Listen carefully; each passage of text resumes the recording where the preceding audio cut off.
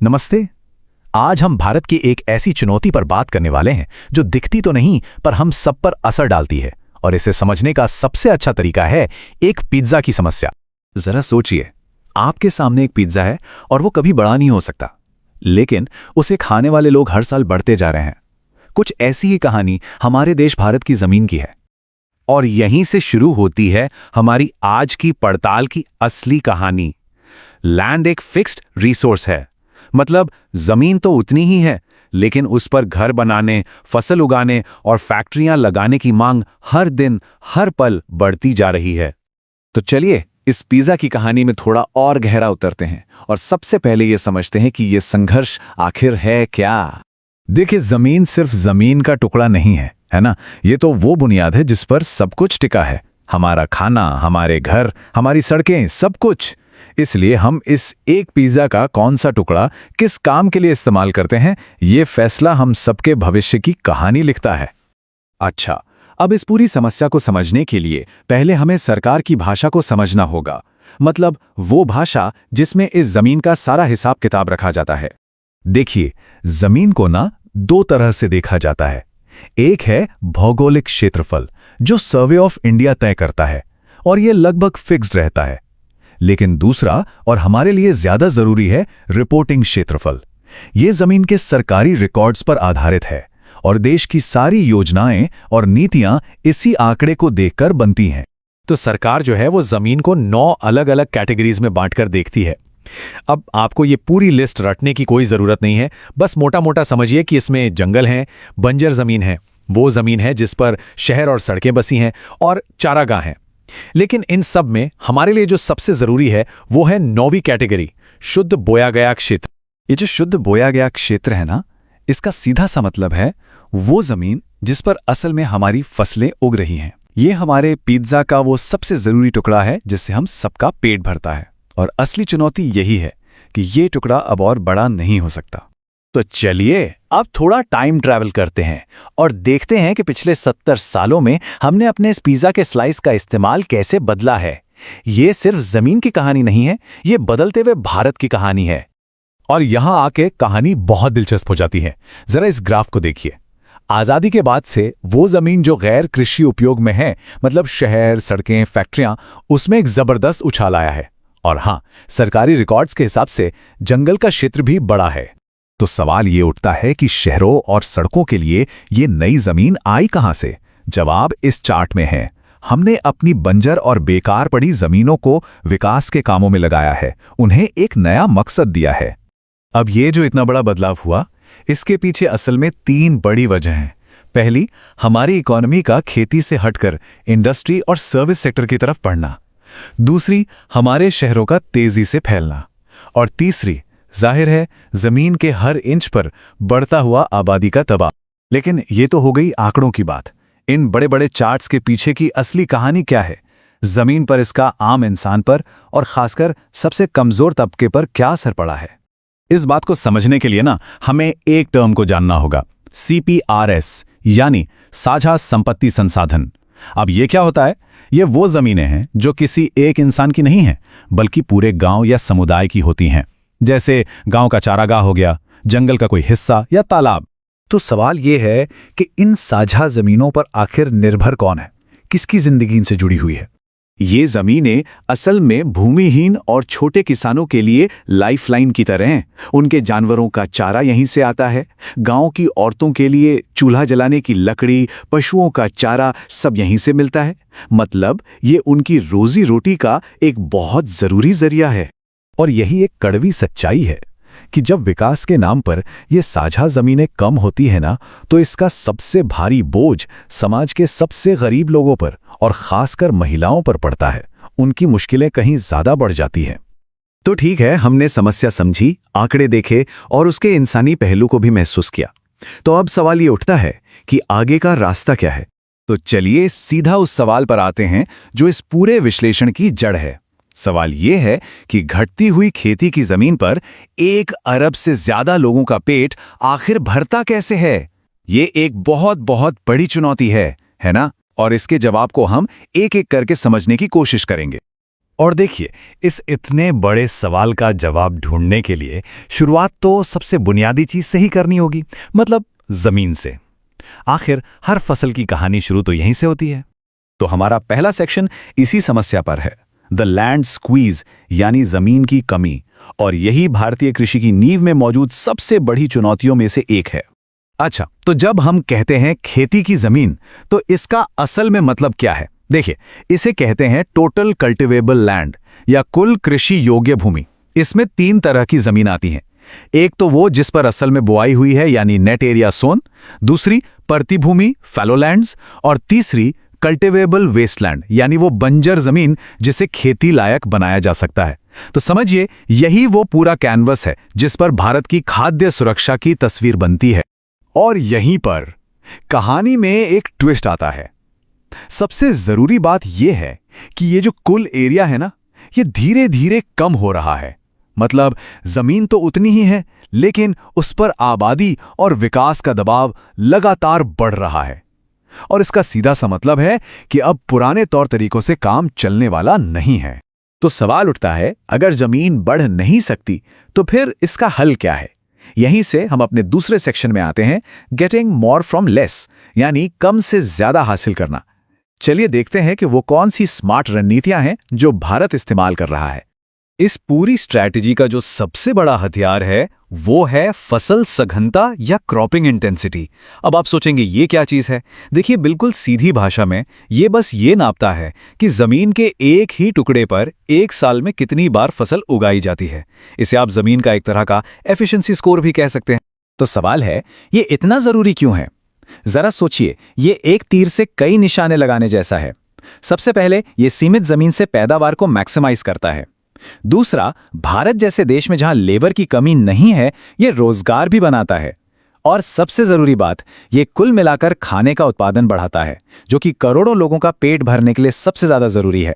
अब सवाल यह है कि ये होता कैसे है? ये टेबल इसे बिल्कुल साफ साफ दिखाती है। भारत में असल में 3 मेन फसल के मौसम होते हैं, जो एक के बाद एक चलते रहते हैं। देखिए, पहले आता है खरीफ, जो जून से सितंबर मॉनसून के साथ चलता है, जिसमें चावल, कपास जैसी फसलें होती हैं। फिर आती हैं सर्दियां, अक्टूबर से मार्च। ये है रबी का मौसम, जिसमें गेहूं, चना, सरसों उगता है। और इन दोनों के बीच जो गर्मी का छोटा सा गैप होता है ना, अप्रैल से जून, उसमें होती हैं जायद की फसलें, जैसे सब्जियां और चारा। यही वो साल भर चलने वाला साइकिल है जो एक ही खेत से कई फसलें लेना मुमकिन बनाता है। लेकिन साल में कई फसलें उगाने की ये पूरी की पूरी स्ट्रैटेजी सिर्फ एक चीज पर टिकी है, और वो है पानी।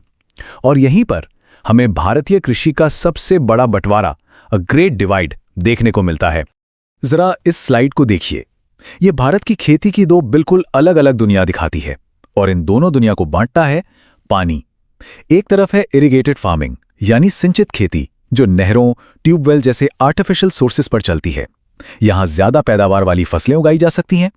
और दूसरी तरफ है रेनफेड फार्मिंग, यानी वो खेती जिसकी किस्मत पूरी तरह से मॉनसून के भरोसे है। यहां सिर्फ वही फसलें उग सकती हैं जो सूखा झेल सकें।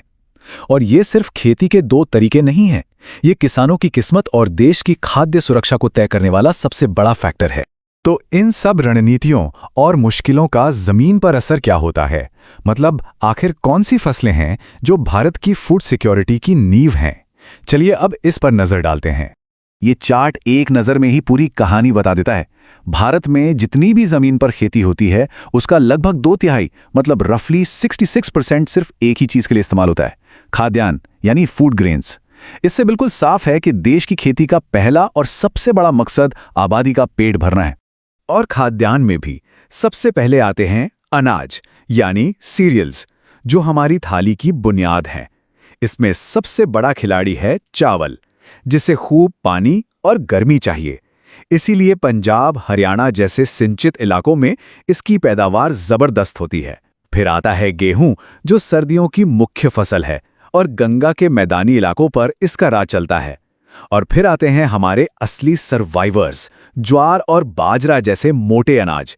ये सूखा झेल जाते हैं और सूखे इलाकों के लिए फूड सिक्योरिटी की गारंटी है। अनाज के बाद नंबर आता है दालों का, यानी पल्सेस का। ये भारत के शाकाहारी खाने में प्रोटीन का पावर हाउस है और इनका काम सिर्फ हमें पोषण देना ही नहीं है, ये मिट्टी के लिए भी वरदान है, क्योंकि ये नाइट्रोजन फिक्सेशन करके जमीन को और उपजाऊ बनाती हैं। लेकिन यहाँ एक लेकिन है, दालें जितनी जरूरी हैं उनकी पैदावार उतनी ही अनिश्चित है, क्योंकि ये ज्यादातर मानसून के रेमोकरम पर ही उगाई जाती हैं।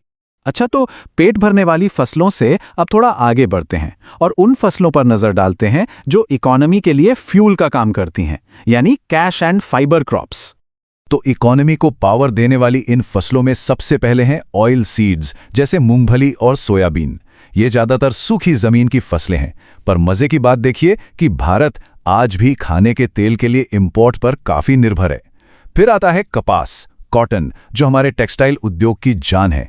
इसके बाद है गन्ना, शुगर केन, जो एक बहुत ज्यादा पानी मांगने वाली कैश क्रॉप है और उत्तर प्रदेश इसका सबसे बड़ा प्रोड्यूसर है।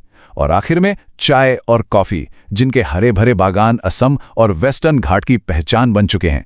तो ये जो कहावत है, ये पूरी कहानी को एक लाइन में समेट देती है कि सूखे का सामना करने वाले बाजरे से लेकर सिंचाई पर निर्भर गन्ने तक फसल का चुनाव सीधे तौर पर जमीन और पानी की हकीकत को दिखाता है। मतलब कौन सी फसल कहाँ उगेगी, ये कोई किसान का शौक नहीं, बल्कि उस जगह के संसाधनों की मजबूरी और हकीकत तय करती। हाँ, तो यही वो बड़ा सवाल है जिसके इर्द गिर्द हमारी आज की पूरी बातचीत घूमेगी।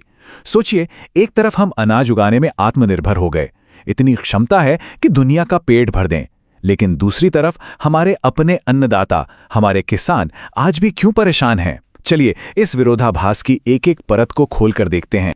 तो ये कहानी शुरू होती है देश की आज़ादी के ठीक बाद। उस वक्त भारत के सामने जो सबसे बड़ी चुनौती थी, वो थी अपने करोड़ों लोगों का पेट भरना। ये खाना मुहैया कराने और आत्मनिर्भर बनने का सफर सच में बहुत लंबा और मुश्किल भरा था। तो ये सब हुआ कैसे, इसे कुछ हिस्सों में बांटकर देखते हैं। सबसे पहले 1950s के दशक में जोर इस बात पर था कि ज्यादा से ज्यादा जमीन पर खेती की जाए। फिर आया 1960s का दशक और साथ में आई हरित क्रांति, जिसने तो मानो सब कुछ बदल कर रख दिया। बढ़िया किस्म के बीज, बेहतर सिंचाई और खाद के दम पर पैदावार कई गुना बढ़ गई। और 80 के दशक के बाद एक नया मोड़ आया, जब खेती को सिर्फ अनाज तक ही सीमित न रखकर डेयरी और बागवानी जैसे क्षेत्रों में भी आगे बढ़ाया गया। तो उत्पादन में तो जबरदस्त उछाल आया, इसमें कोई शक नहीं। लेकिन जैसा कहते हैं ना, हर सिक्के के दो पहलू होते हैं। तो अब हम इस क्रांति के दो बिल्कुल अलग, बल्कि एकदम उलट पहलुओं को देखेंगे। एक वो जिसमें कामयाबी की चमक है और दूसरा वो जिसमें एक स्याह सच छिपा है। पहले बात करते हैं फायदों की। फसल की पैदावार कई गुना बढ़ गई, सिंचाई की सुविधाएं देश के कोने कोने तक फैल गई और खेतों में ट्रैक्टर और दूसरी मशीनों का इस्तेमाल बहुत आम हो गया। सच कहूं तो ये कोई छोटी बात नहीं थी, ये देश के इतिहास में एक बहुत बड़ी कामयाबी थी। लेकिन इस तेज रफ्तार तरक्की की एक छिपी हुई कीमत थी, जो हमारे पर्यावरण को चुकानी पड़ी। हुआ यह कि मिट्टी की अपनी जो कुदरती ताकत थी, वो कम होने लगी। केमिकल वाले खाद और कीटनाशकों के बेहिसाब इस्तेमाल ने जमीन को लंबे समय का नुकसान पहुंचाया और इस दौड़ में हमारी दाल जैसी पारंपरिक फसलें कहीं पीछे छूट गईं।